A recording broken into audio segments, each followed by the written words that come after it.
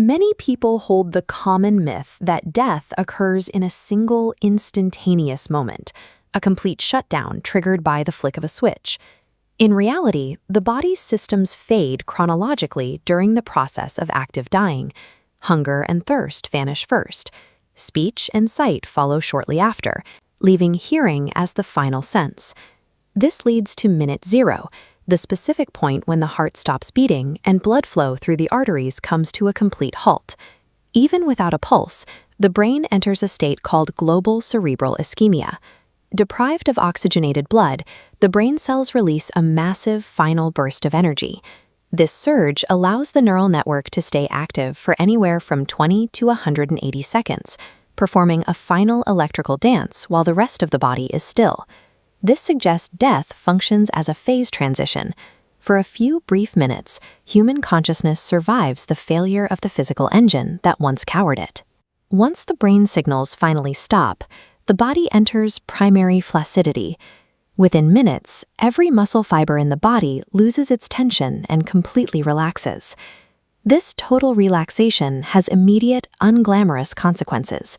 The jaw drops open, the limbs lose their weight, and the internal muscles governing the bowels and bladder release their contents automatically. Around the 20-minute mark, pallor mortis sets in. Because the heart is no longer circulating fluids, blood drains away from the smaller veins near the surface, leaving the skin with a heavy, ashen paleness. By the end of this first 20 minutes, the individual is gone. The physical body remains as a biological vessel, beginning a systematic breakdown governed by chemistry rather than life. Without an internal pump to resist it, the body surrenders to gravity and the ambient physics of the room. During livor mortis, gravity pulls the stagnant blood down to the lowest points of the body. This creates deep purple or reddish-blue patches where the skin rests against the floor or the bed. Simultaneously, the body undergoes algor mortis. It loses its internal heat at a rate of roughly 1 degree per hour, cooling until the core temperature matches the surrounding environment. Between 4 and 12 hours after death, a chemical shift triggers rigor mortis. This stiffening muscular reaction starts with the eyelids and spreads downward, locking the entire frame into a rigid state. While these twisted facial expressions are often mistaken for fear or pain, they are the result of these biochemical reactions tightening the muscles of the jaw and brow.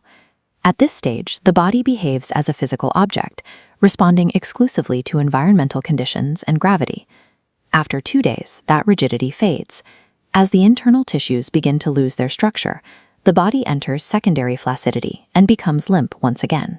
Within the gut, a massive biological shift is occurring. Without a functioning immune system to keep them in check, the billions of bacteria in the microbiome turn on their host. These bacteria begin an internal cannibalization process. They digest proteins from the inside out, triggering a rapid fermentation of the body's internal organs. This fermentation releases gases like cadaverine and putrescine. As these compounds build up, they cause severe bloating, dark blisters on the skin, and the pungent odors of decay. It is a strange biological reality. When the human organism dies, the microscopic life within it finally finds the energy to multiply and thrive.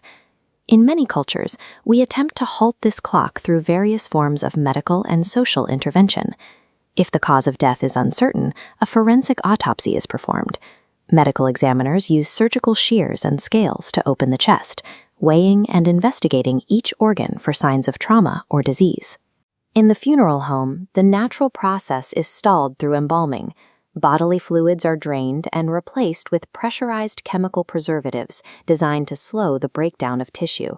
Morticians also use cosmetic tools, gluing the eyelids shut, wiring the jaw into place, and applying makeup to simulate the appearance of a peaceful, living sleep. Despite all these chemical and aesthetic efforts, human intervention can only briefly delay the transition toward total breakdown. Eventually, the speed of decomposition is decided by the earth itself.